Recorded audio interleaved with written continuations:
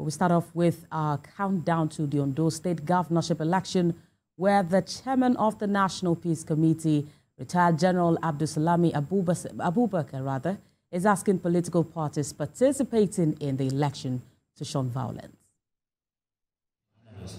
Predicted the disintegration of the country. Reasons for such fears included the... I therefore urge all of you to remain resilient in averting any threat of violence and maintaining the peace in the state, as we are only a few days away from the election.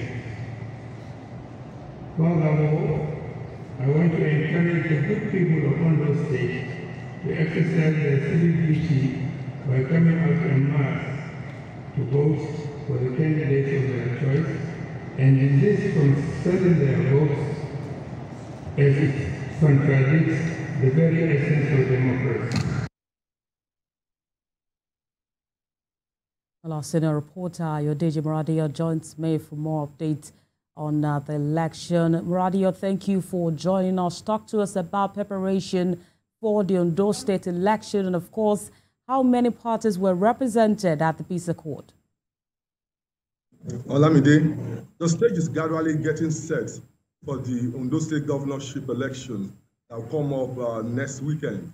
I can tell you that 17 political parties participated in this Peace Accord. They were present. Though some of the governorship candidates were not present, they were well represented by members of the party. So this place was full, and we have many of these political party supporters who came to witness this Peace Accord. So it has been a very peaceful one, and we're expecting the election to be peaceful. Let me also tell you that the political parties are still campaigning. They are moving around to galvanize support from the electorate, and that is what they are currently doing. The APC, the PDP, Labour Party, they are all working round the clock to woo the electorate to come to vote for them. So that is the current situation of things. And the chairman of the Peace Accord said, the chairman of the Peace Accord said they should all work together. They should shun violence. All the political parties, the leaders should talk to their members that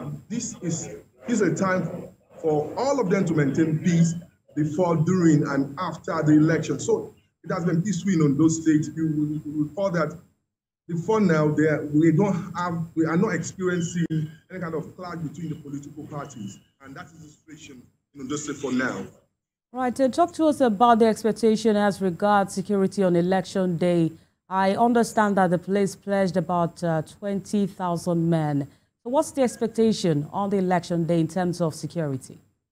Yes, the police have assured the people that they are coming out with over 20,000 men to ensure that the election is well monitored. And this is not going to be a police affair alone. Other security agencies will also send their men to monitor the election. Altogether, they are expecting more than 20,000 to monitor at polling units, at different polling units. So the police, they say they are ready for this election, and we are believing that they are going to act as an umpire that will be fair to all the political parties that are participating in the election. So it's going to be peaceful, according to the police, that they are going to do the needful to ensure that election is conducted in a peaceful manner. What more information do you have in terms of accreditation? I also understand that some civil society in the state are asking for the removal of the state resident electoral commissioner. That's not the issue. The members of the civil society organizations, they addressed journalists yesterday on Thursday, and they agreed that the resident electoral commissioner, should be allowed to conduct the election, that she's impartial, that she is the right person to conduct the election. So that is what many of these civil society organizations are saying, that let this man conduct this election. Even one of the governorship candidates yesterday, the governorship candidate of the Labour Party in person of Abbas Mimiko, said these things should not affect the election, that they should allow the woman to do the election. Is it because she's a woman, and that's why people are trying to pull her down, that they should allow her to do the election? And that is what most of the civil society organizations are saying right now. Our senior reporter Ayodeji Moradi, live for us in Akure, Ondo State. Thank you for joining us on the news this hour. Thank you. Meanwhile, a civil society organization in Ondo State have rejected the call for the removal of the state's resident electoral commissioner of the Independent National Electoral Commission, Mrs. Oluwatoyin Babalola, ahead the November 16 governorship election. Addressing journalists in Akure, the chairman of all CSOs in Ondo State, Franklin Oloniju, disclosed that there was mobilization going on by some groups in the state, calling for the REC's redeployment.